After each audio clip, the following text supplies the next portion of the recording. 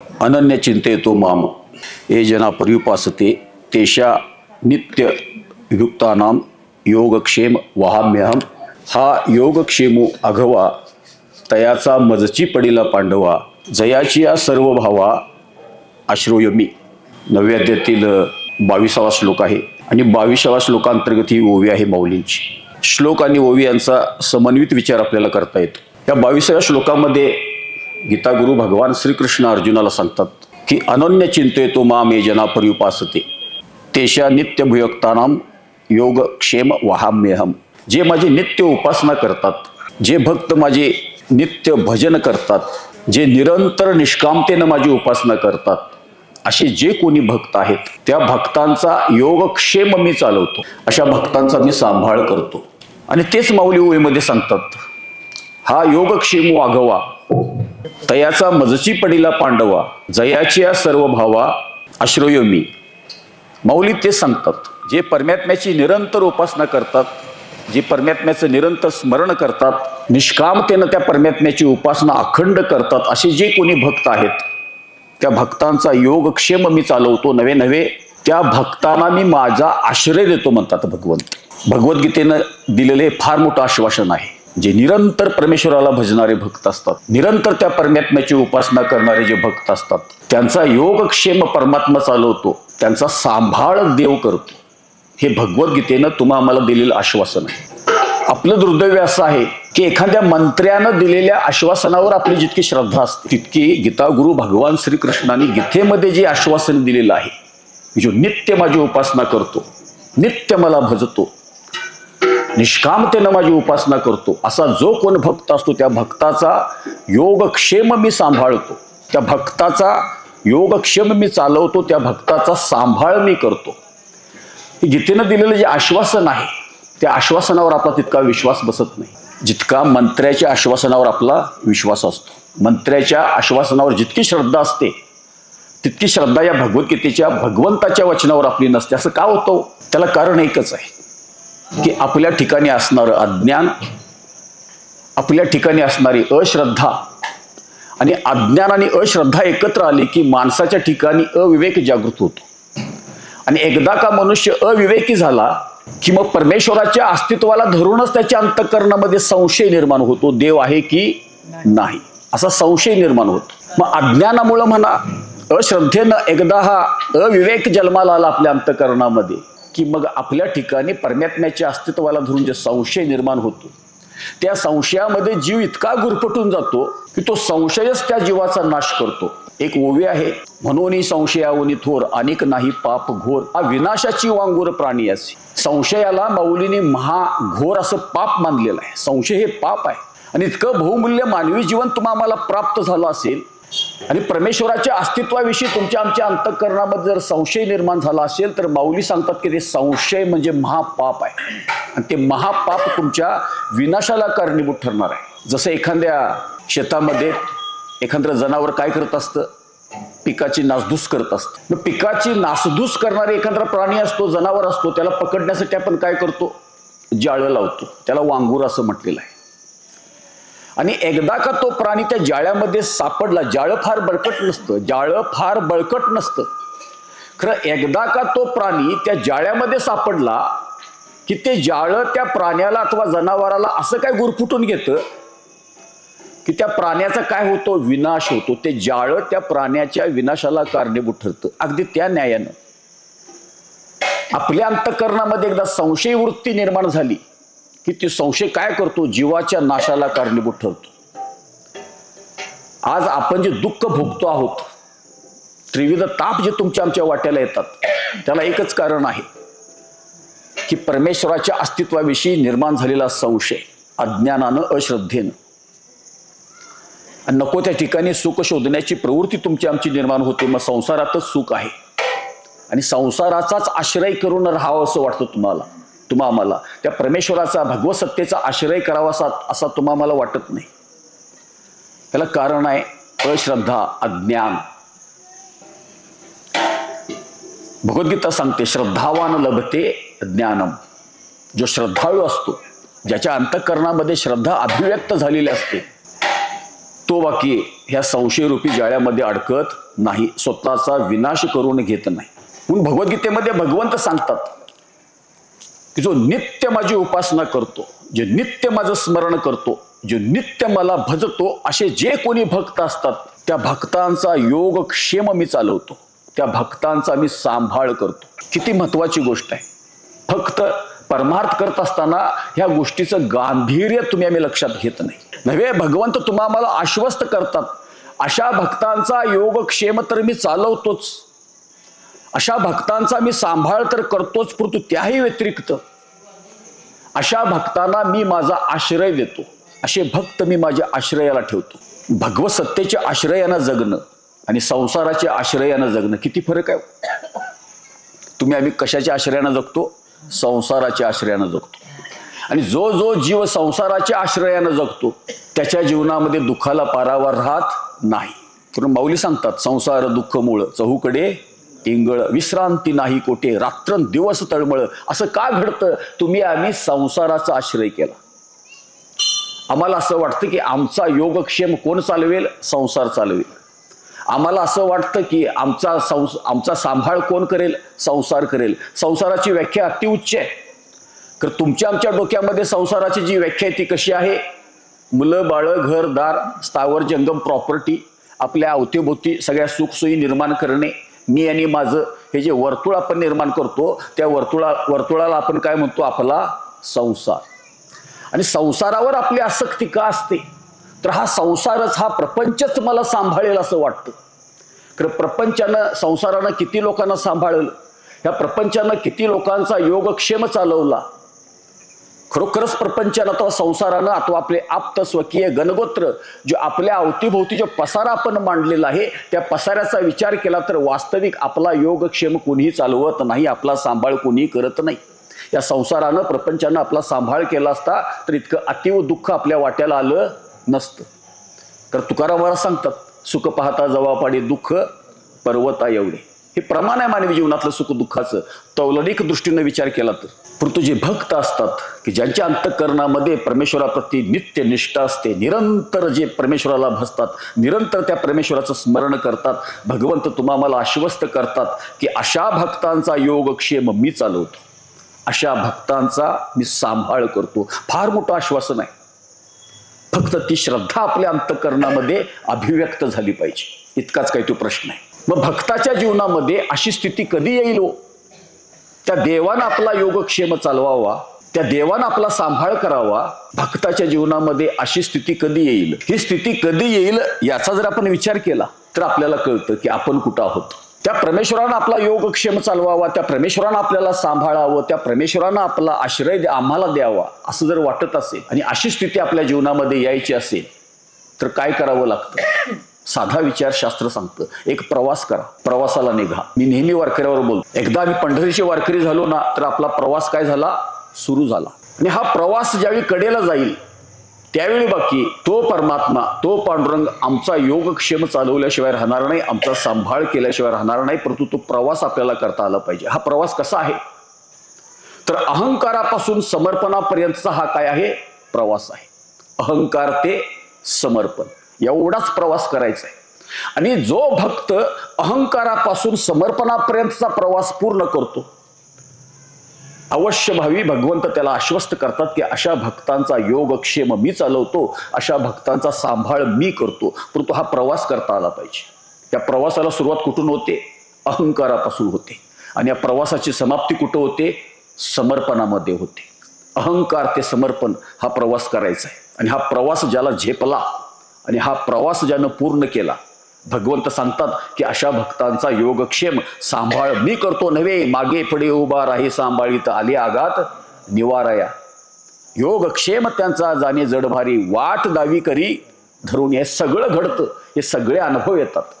त्या परमेश्वर सत्तेचा आश्रय भक्ताला प्राप्त होऊ शकतो. तो परमात्मा तुमचा आमचा योगक्षेम चालवतो, सांभाळही करतो. परंतु हा प्रवास आपल्याला करता आला पाहिजे अहंकारापासून समर्पणापर्यंतचा. किती कालावधी लागतो? अहंकारापासून समर्पणापर्यंतचा हा जो प्रवास आहे, हा प्रवास पूर्ण करायला किती कालावधी लागतो?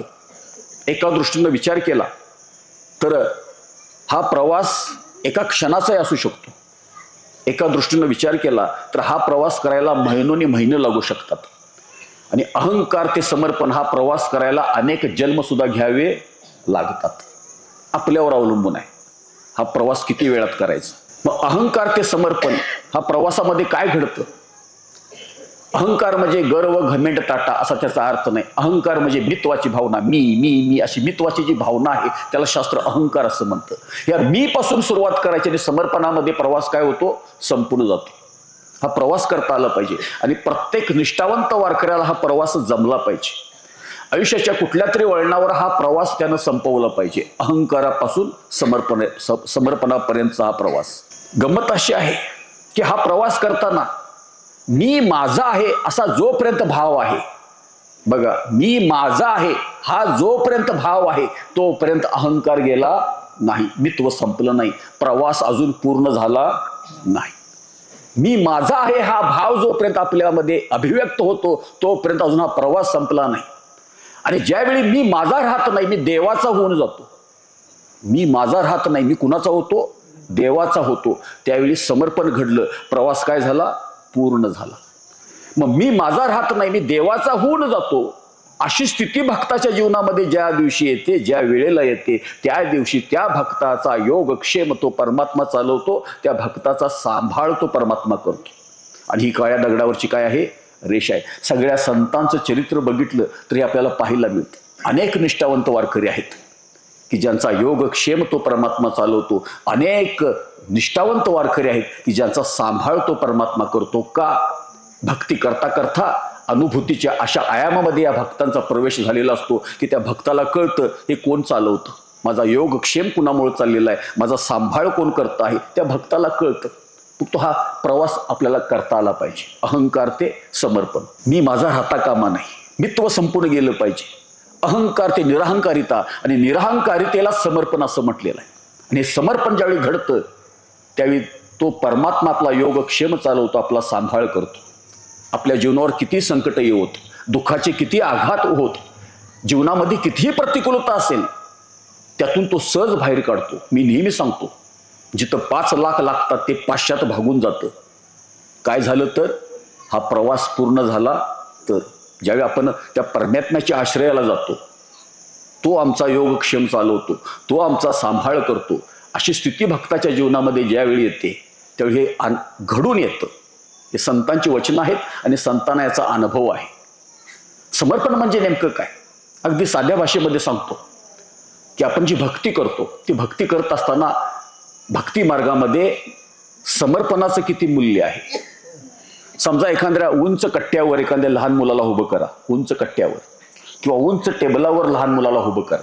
अगदी उंच टेबलावर नुकतंच उभा राहायला शिकलेलं मूल उंच टेबलावर उभं करा आणि त्याच्या आईला सांगा की काय कर, असं फक्त हात पसर, बाह्या पसर.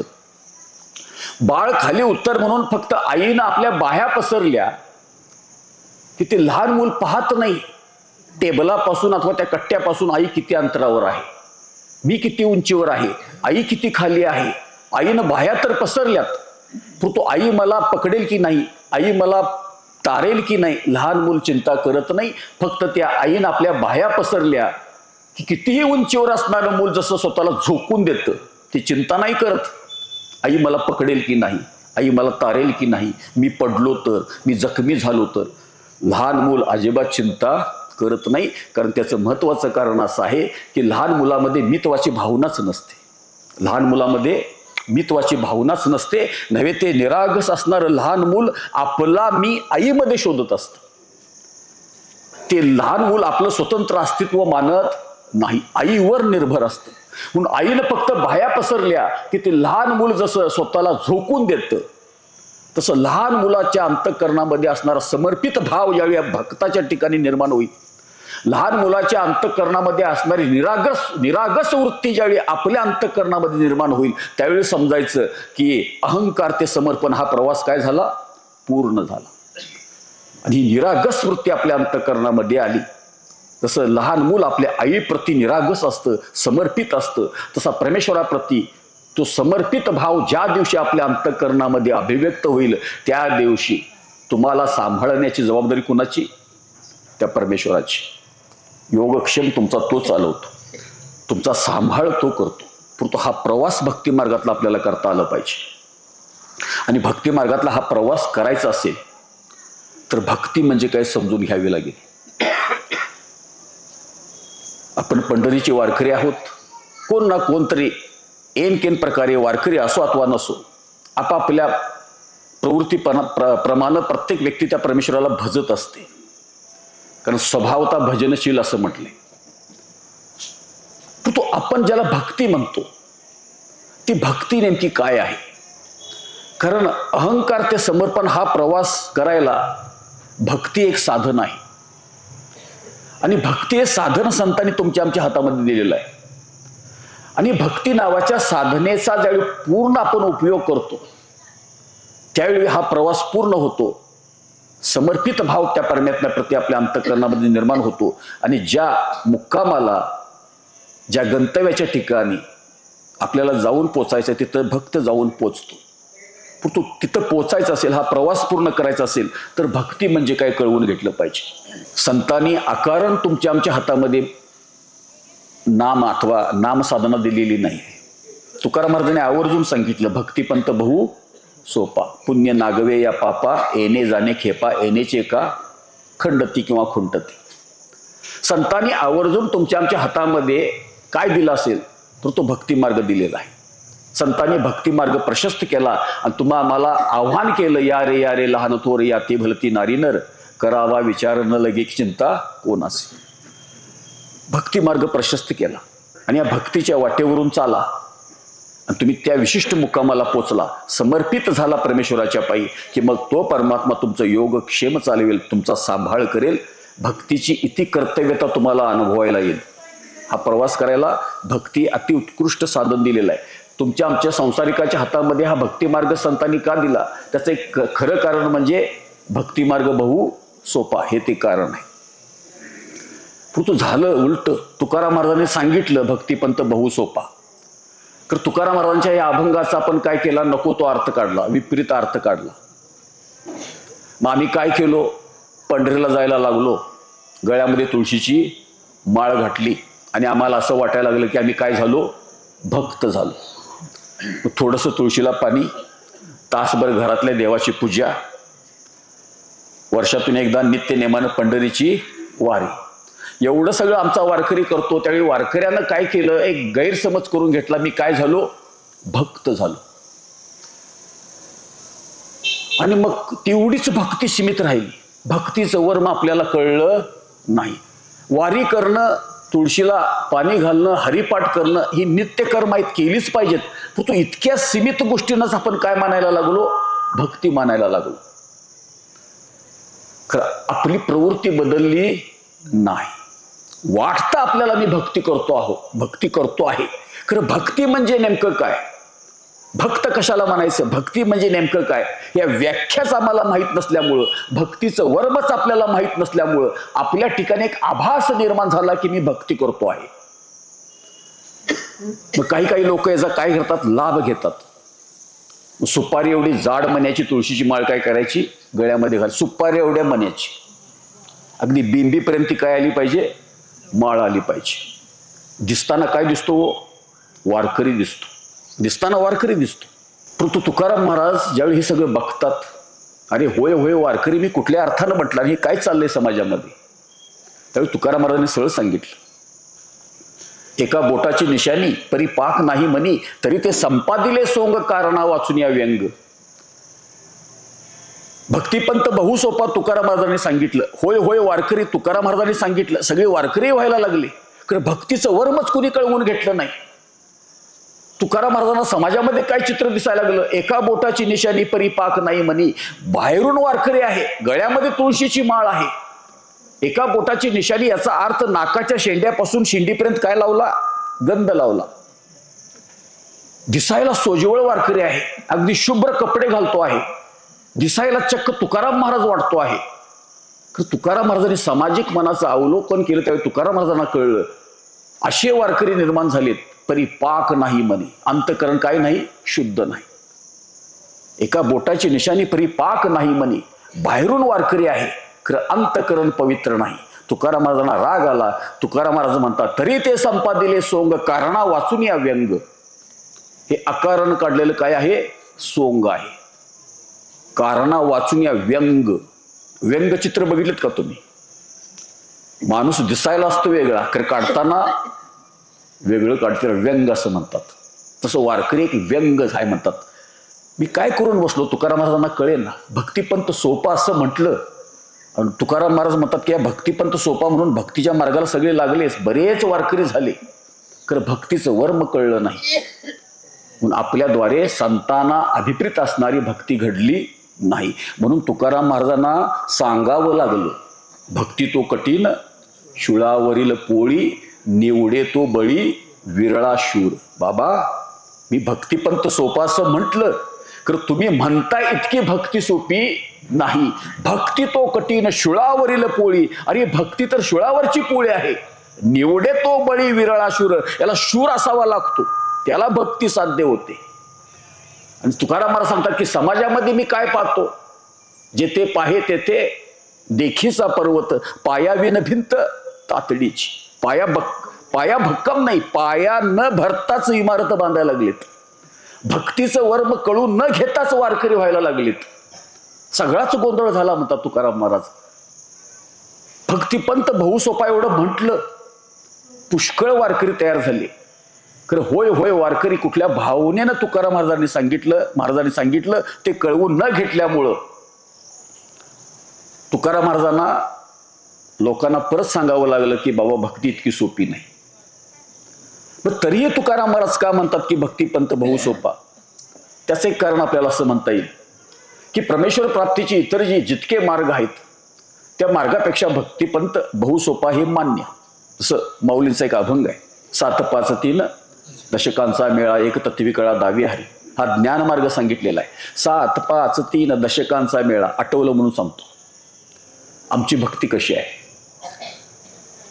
पांडुरंगा शपथ सांगतो, पंढरपुरामध्ये मी अशी काही वारकरी बघितलीत की जे 7-5-3 दशकांचा मेळा ही जी काही संख्या आहे ना, त्या संख्येची अल्टीपल्टी करून आडवी तिडवी गोळाबिरीज करून आकडा खेळणारे भरपूर वारकरी मी बघितलेत. आहे ते सांगतो. त्यांना हरिपाठाशी काय देणं घेणं आहे? 7-5-3 दशकांचा मेळा कुठल्या अर्थानं माऊलीने म्हटलेला आहे? काय देणं घेणं आहे? त्यांना आकडा खेळायचा आहे, मटका खेळायचा आहे.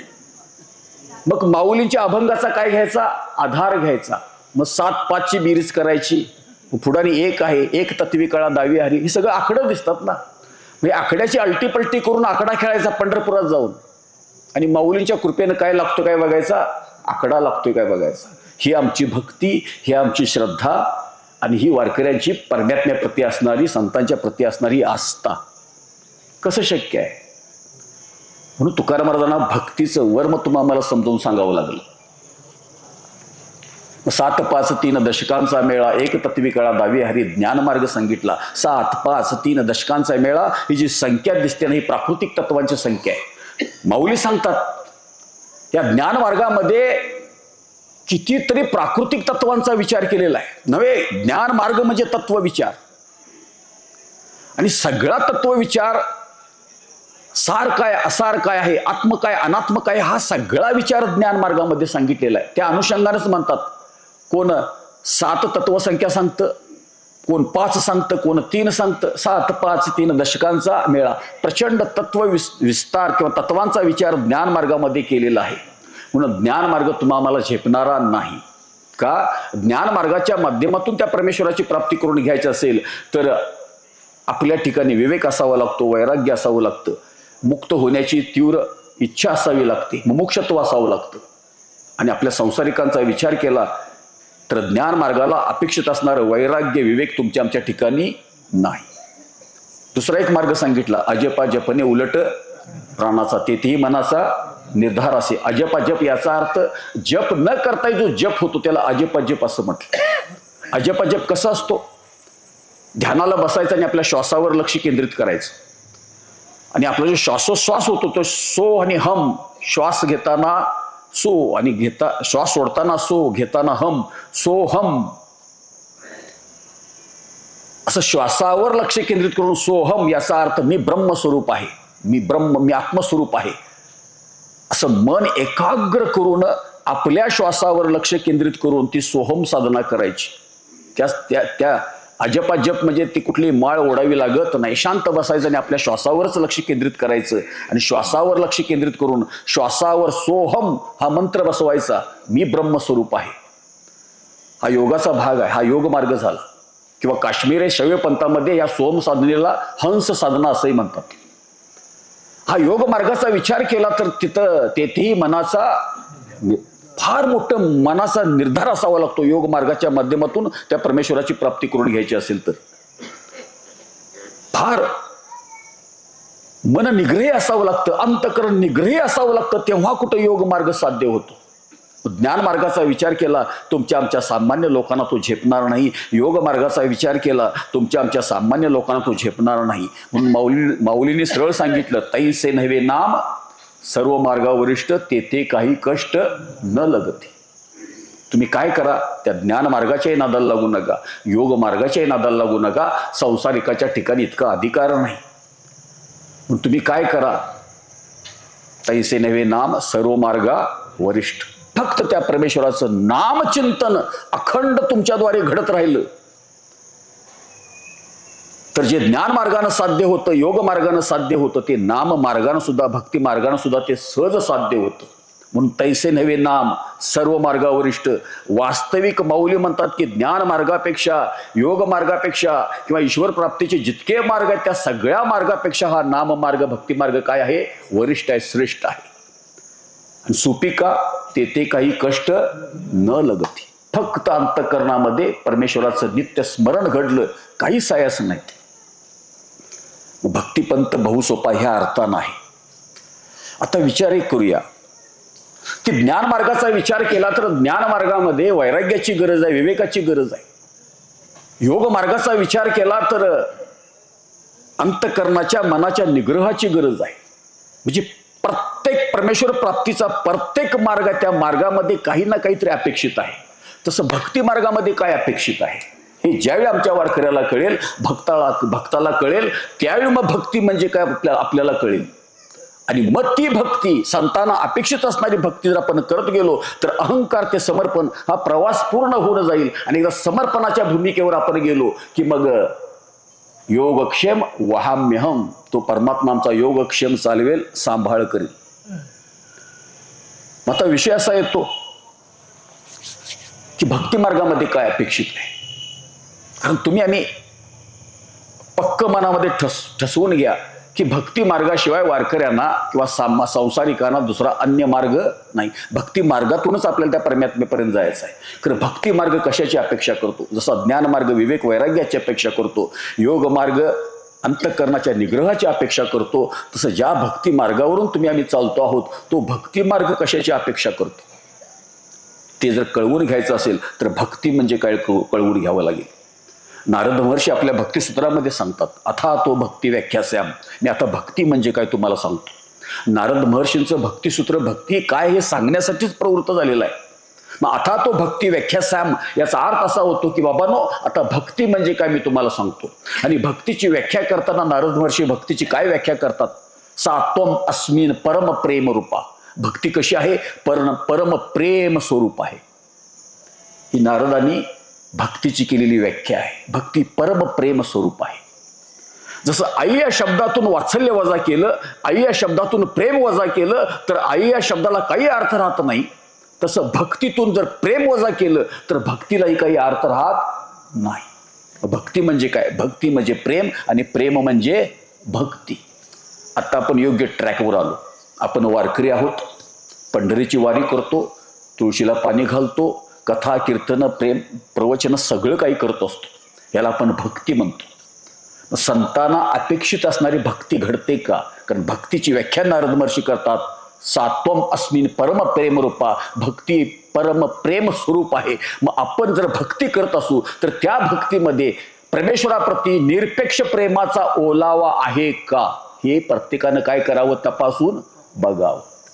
मी ज्याला भक्ती म्हणतो त्या भक्तीमध्ये त्या परमेश्वराप्रती आपल्या अंतःकरणामध्ये निरपेक्ष प्रेमभाव अभिव्यक्त झाला असेल तर समजायचं की माझी भक्ती घडते आहे. आणि असा निरपेक्ष प्रेमभाव त्या परमेश्वराप्रती तयार झाला की मग सुंदर अशी व्याख्या शास्त्र करतं भक्तीची. कशी करतं? द्रवीभूत झालेल्या अंतःकरणाची वृत्ती सतत त्या परमेश्वराच्या दिशेने प्रवाहित करणे याला भक्ती असं म्हणतात. द्रवीभूत झालेल्या अंतःकरणाची वृत्ती सतत त्या परमेश्वराच्या दिशेने प्रवाहित करणे याला भक्ती म्हणतात. आता अंतःकरण द्रवीभूत कधी होतं?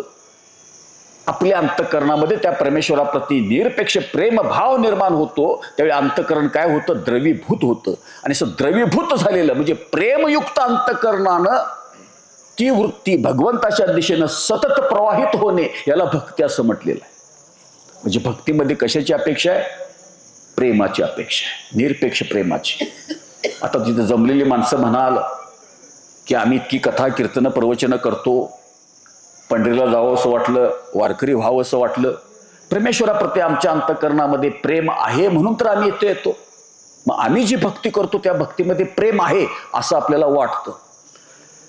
मग आपल्या अंतःकरणामध्ये परमेश्वराप्रती कुठल्या प्रतीचं प्रेम आहे ते काय करावं? तपासून घ्यावं. प्रेमाचे दोन प्रकार पडतात, एक सापेक्ष प्रेम आणि दुसरं निरपेक्ष प्रेम.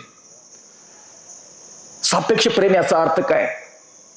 जे प्रेम व्यक्त करता येतं, बोलून दाखवता येतं, त्याला काय म्हणायचं? सापेक्ष प्रेम. जसं आपलं मुलाबाळावर काय आहे? प्रेम आहे, सापेक्ष प्रेम आहे, व्यक्त करता येतं. संसारावर प्रेम आहे, व्यक्त करता येतं. बस भक्तीमध्ये कुठल्या प्रेमाची अपेक्षा आहे? तर निरपेक्ष प्रेमाची अपेक्षा आहे, सापेक्ष प्रेमाची नव्हे. कसं असतं? सापेक्ष प्रेम आणि निरपेक्ष प्रेम यातला फरक जर कळवून घ्यायचा असेल तर अगदी सोप्या भाषेमध्ये सांगायचं म्हटलं तर आपल्याला असं म्हणता येईल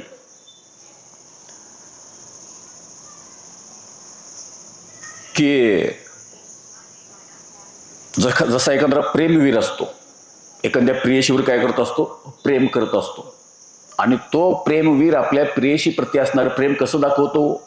बऱ्याच वेळा काय फाडतात? ते शिर फाडतात. याला काय म्हणायचं? प्रेम व्यक्त करणं म्हणायचं.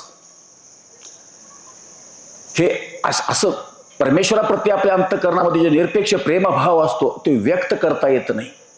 कुठल्या प्रेमाची अपेक्षा आहे? तर अनिर्वचनीय प्रेम स्वरूपम. आणखीन एक सूत्र नारद महर्षी आपल्या भक्तिसूत्रामध्ये सांगतात की परमेश्वराप्रती भक्ताच्या अंतःकरणामध्ये जे प्रेम अभिव्यक्त झालं पाहिजे त्या प्रेमाची जाती कशी आहे? तर भगवंताप्रती आपल्या अंतःकरणामध्ये निरपेक्ष प्रेमभाव निर्माण झाला पाहिजे. आणि अनिर्वचनीय प्रेम स्वरूपम याचाच अनुवाद करताना तुकाराम महाराज सांगतात की प्रेम नये सांगता बोलता दाविता अनुभव चित्ता चित्त जाणे. परमेश्वराप्रती आपल्या अंतःकरणामध्ये जो प्रेमभाव असतो तो प्रेमभाव सांगता येत नाही, त्याच्याविषयी बोलता येत नाही, तो प्रेमभाव दाखवता येत नाही. कारण परमेश्वराप्रती भक्ताच्या अंतःकरणामध्ये जे प्रेम निर्माण झालेलं असतं ते निरपेक्ष असतं, ते व्यक्त करता येत नाही. आता हे प्रेम आपण जी भक्ती करतो त्या भक्तीमध्ये खरोखरच हा प्रेमाचा ओलावा आहे की नाही, कसं तपासायचं? एकतर परमेश्वराप्रती आपल्या अंतःकरणात भक्तीमध्ये प्रेमाची अपेक्षा आणि आपल्या अंतःकरणामध्ये प्रेम भाव कधी निर्माण होतो? माऊली सांगतात बहुत सुकृताची जोडी म्हणून विठ्ठली आवडी. फार मोठं पूर्वसंचित असावं लागतं, तेव्हा भक्ती करताना त्या परमेश्वराप्रती आपल्या अंतःकरणामध्ये प्रेम भाव निर्माण होतो. जसं संतांच्या अंतःकरणामध्ये फार मोठं सुकृत असल्याशिवाय त्या परमेश्वराप्रती भक्तीमध्ये तो प्रेमाचा ओलावा भक्तीचा जिव्हाळा तयार होत नाही. फार मोठं सुकृत असावं लागतं. बहुत सुकृताची जोडी म्हणून विठ्ठली आवडी. आता आपण जमलेली माणसं आहोत, आपल्या पाठीमागं सुकृत आपलं चांगलं आहे की वाईट आहे आम्हाला माहीत नाही. आम्ही कसलं सुकृत घेऊन आलोय आम्हाला माहीत नाही. मग तरीही भक्तीमध्ये मी ज्या परमेश्वराची भक्ती करतो त्या भक्तीमध्ये तो निरपेक्ष प्रेमभाव ओथंबलेला असावा. संतांना अपेक्षित असणारा भक्तीचा जिव्हाळा माझ्याही अंतःकरणामध्ये अभिव्यक्त व्हावा आणि कुठंतरी अहंकारापासून समर्पणापर्यंतचा हा प्रवास पूर्ण व्हावा आणि त्या परमेश्वरानं माझा योगक्षेम चालवावा, त्या परमेश्वरानं मला सांभाळावं असं वाटत असेल. माझं सुकृत काय मला माहीत नाही, तरी त्या परमेश्वराप्रती माझ्या अंतःकरणामध्ये प्रेमभाव निर्माण व्हावा असं वाटत असेल तर ते प्रेम कशानं निर्माण होईल? आपलं सुकृत आपल्याला माहीत नाही. तर तुकाराम महाराज एक सोय करतात की तुम्ही जी भक्ती करतात त्या भक्तीमध्ये प्रेमाचा ओलावा हवा असेल तर प्रेम कुठं वास करतं? तुकाराम महाराज सांगतात प्रेम तेथे वास करी मुखे उच्चारिता हरी. ज्याच्या मुखामध्ये पवित्र असणार ते परमेश्वराचं नाम, त्या पवित्र नामाचा जप ज्याच्या मुखामध्ये होतो, त्या पवित्र नामाची स्पंदनं ज्याच्या अंतःकरणामध्ये अभिव्यक्त होत असतात, ज्याच्या मुखामध्ये सदैव त्या परमेश्वराचं पवित्र नाम येत असतं, ज्या पवित्र असं नाम ज्या भक्ताच्या जीवाग्री बसलेलं असतं, म्हणजे जिथं परमेश्वराचं नाम असतं तिथं काय असतं, प्रेम आपोआप राहायला येतं, प्रेम तेथे वास करी, प्रेम तिथंच थांबतं, प्रेम तिथंच वास्तव्याला येतं. मुखे उच्चारिता हरी, प्रेमे यावे तया गावा, चोजवी तया वैष्णवा. ज्या वारकऱ्याच्या मुखामध्ये सतत त्या परमेश्वराचं नामचिंतन सुरू असतं तिथं ते प्रेम आश्रयाला येतं, म्हणजे येतच. म्हणून आपल्या हातामध्ये एकच आहे, नसे तरी मने नसो परी वासे तरी वसो, मनामध्ये नसे नाका, निदान या वाणीला वळण लागावं परमेश्वराच्या नामाचं.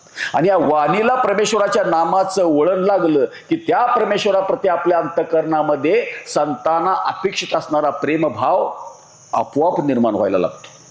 आणि एकदा ती भक्ती प्रेमानं युक्त झाली, तो भक्तीचा जिव्हाळा आपल्या अंतःकरणामध्ये व्यक्त झाला की मग खऱ्या अर्थानं हा प्रवास सुरू झाला, अहंकार ते समर्पण. मग आम्ही हळूहळू समर्पणाच्या दिशेनं जातो आहोत. आणि एक टप्पा अवश्य असा येईल आपल्या जीवनामध्ये, आता न म्हणे मी माझे, नेघे भार काही ओझे, तू चितारिता मारिता कोळा आलाशी निरुता. सत्याची उपलब्धी होईल, तुम्हाला अनुभव यायला लागेल की तारणारा तोच आहे आणि मारणारा तोच आहे. आणि मगाशी सांगितलं तसं, जसं लहान मूल आपल्या आईप्रती समर्पित असतं, तसं आमचा वारकरी ज्या दिवशी त्या परमेश्वराप्रती समर्पित होईल, आपलं सर्वस्व त्या परमेश्वराच्या पायी वाहेल, अनन्य शरणागतता ज्यावेळी वारकऱ्याच्या जीवनामध्ये निर्माण होईल, त्यावेळी मग योगक्षेम वहाम्यहम, त्या भक्ताचा योगक्षेम सांभाळ मी करतो, ह्या वचनाची प्रतीती यायला लागेल. प्रेम दोन प्रकारचा आहे, एक सापेक्ष निरपेक्ष. भक्तीमध्ये कुठल्या प्रेमाची गरज आहे, निरपेक्ष प्रेमाची गरज आहे. ते निरपेक्ष प्रेम व्यक्त करता येत नाही, प्रेम नाही सांगता बोलता दाविता, कारण ते निरपेक्ष आहे. संसारावरचं प्रेम व्यक्त करता येतं, मुलाबाळावरचं प्रेम व्यक्त करता येतं. मी जर असं म्हटलं की मी माझ्यावरच प्रेम करतो, व्यक्त करता येईल काय, सांगता येईल काय, दावता येईल काय, कारण ते माझ्यावरच केलेलं प्रेम आहे. तसं भक्ताच्या अंतःकरणामध्ये जे परमेश्वराप्रती निरपेक्ष प्रेमभाव निर्माण झालेला असतो तो अनिर्वचनीय असतो. त्या प्रेमाच्या संबंधानं काही सांगता येत नाही. असं का घडतं, कारण त्या परमेश्वराची भक्ती करणारा भक्तच त्या परमेश्वराहून वेगळा नसतो. धन्य पुण्य रूप कैसा झाला संसार, देव आणि भक्त दुजा नाही विचार. ज्या परमात्म्याची भक्ती करतो त्या परमात्म्याचाच मी अंश आहे, मीच आत्मस्वरूप आहे, मीच भगवत स्वरूप आहे, आणि त्या भगवंताशी मी एकरूपच आहे. आणि तो परमात्मा चराचरामध्ये व्याप्त आहे, समग्र अस्तित्वाचा अधिष्ठान तो परमात्मा आहे. आणि त्या परमात्म्याविषयी माझ्या अंतःकरणामध्ये प्रेमभाव निर्माण झालेला आहे. इतकं व्यापक आणि निरपेक्ष प्रेम सांगता येत नाही, बोलता येत नाही, दावता येत नाही. म्हणून नारद महर्षी म्हणतात की अनिर्वचनीय प्रेम स्वरूपम, असं ते अनिर्वचनीय प्रेम भक्ताच्या अंतःकरणामध्ये निर्माण होतं. आणि हे प्रेम एकदा निर्माण झालं की तुमच्याद्वारे भक्ती घडायला लागली, असा त्याचा अर्थ होतो. आता जाता सांगतो, 4 मिनिटं माझ्या हातात आहेत.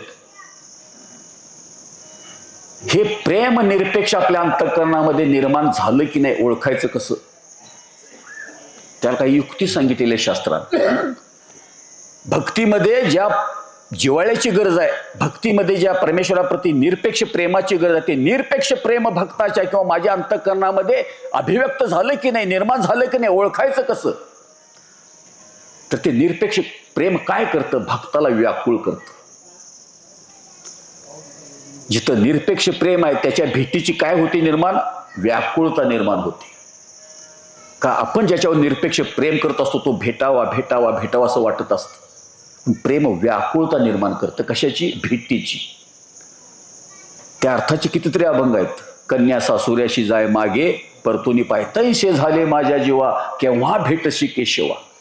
ही व्याकुळता, परमेश्वराच्या भेटीची व्याकुळता निर्माण झाली की समजायचं की ते निरपेक्ष प्रेम भगवंताप्रती आपल्या अंतःकरणामध्ये निर्माण झालेलं आहे. म्हणजे खऱ्या अर्थानं संतांना शास्त्राला अभिप्रेत असणारी भक्ती, तो भक्तीचा जिव्हाळा आपल्या आतमध्ये अभिव्यक्त झालेला आहे. माझ्याद्वारे ती भक्ती घडते आहे. ती भक्ती प्रेमानं ओथंबलेली असावी. नव्हे प्रेमा वाचून भक्ती हा शब्दच अस्तित्वात नाही. भक्तीतून प्रेम जर वजा केलं तर भक्ती राहत नाही. म्हणून एक खूनगाठ बांधा, की भक्ती म्हणजेच प्रेम आणि प्रेम म्हणजेच भक्ती. आणि ती भक्ती व्याकुळता निर्माण करते. आणि ही व्याकुळता निर्माण झाली परमेश्वराच्या भेटीची की समजायचं की ते निरपेक्ष प्रेम भगवंताप्रती माझ्या अंतःकरणामध्ये निर्माण झालेलं आहे.